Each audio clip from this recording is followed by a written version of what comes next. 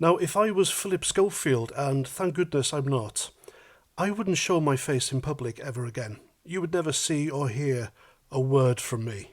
Anyone with an ounce of guilt, remorse, and shame would have the good sense and the good grace not to bother the public with your presence ever, ever again. So, why on earth Phillip Schofield is doing this is beyond me. I can't believe he's doing it. I mean, is it vanity? Is it desperation? Does he need the money? I mean, if he had enough to pay Matthew McGreevy a six-figure sum to keep him quiet for the rest of his life, then no, he probably doesn't. I reckon Phillip Schofield thinks that he can bring the public onto his side again, and it's the most hopeless thing ever.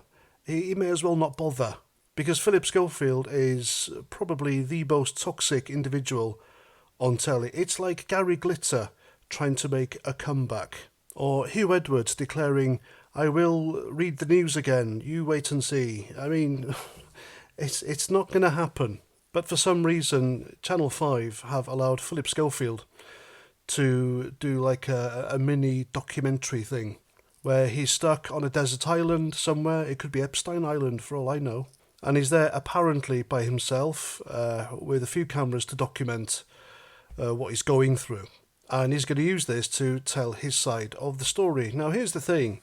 If his side of the story is the truth, that means the young lad he had an affair with, Matthew McGreevy, he doesn't need an NDA, and he didn't need to be paid off because he would confirm his story, wouldn't he? Or surely? But no, Phillip Schofield paid him off because he wanted him quiet, and he wanted him quiet for a reason. So the backstory to this is Phillip Schofield and Holly Willoughby both left their jobs. Well, I reckon Phillip was sacked hosting This Morning on ITV because he became too toxic. It was just too much heat for the station. And people they weren't watching the programme anymore because of him. And that happened because, well, it all started really when Phillip Schofield mysteriously came out as homosexual on This Morning. And this happened just out of the blue.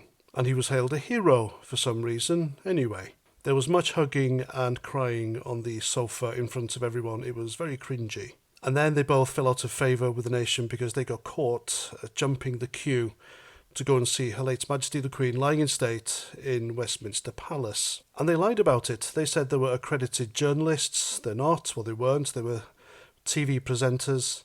Then they said they were doing it to film a documentary. They didn't. Phillip Schofield talked to a guy painting the queue for 2 minutes. And then they said they went and stood in the press box overlooking the Queen's coffin, when in fact you can see them on camera walking past like everyone else. So they jumped the queue, they lied, and they didn't apologise, and the people hated them for it. And then came the revelations that, well, Phillip Schofield had been having an affair with this young Matthew McGreevy, who was a runner on ITV's This Morning, a job which he got for him.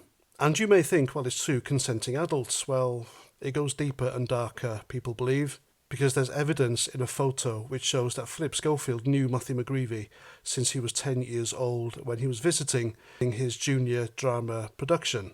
So yeah, did Phillip Schofield groom this fella from a young age? Who knows, but it doesn't look good. So Phillip Schofield left, and then the stories came that Holly Willoughby was just as toxic because people hated her, or hated working with her on This Morning. And whether she knew or not about this affair, well, nobody knows, because Phillip and her were very, very close friends indeed.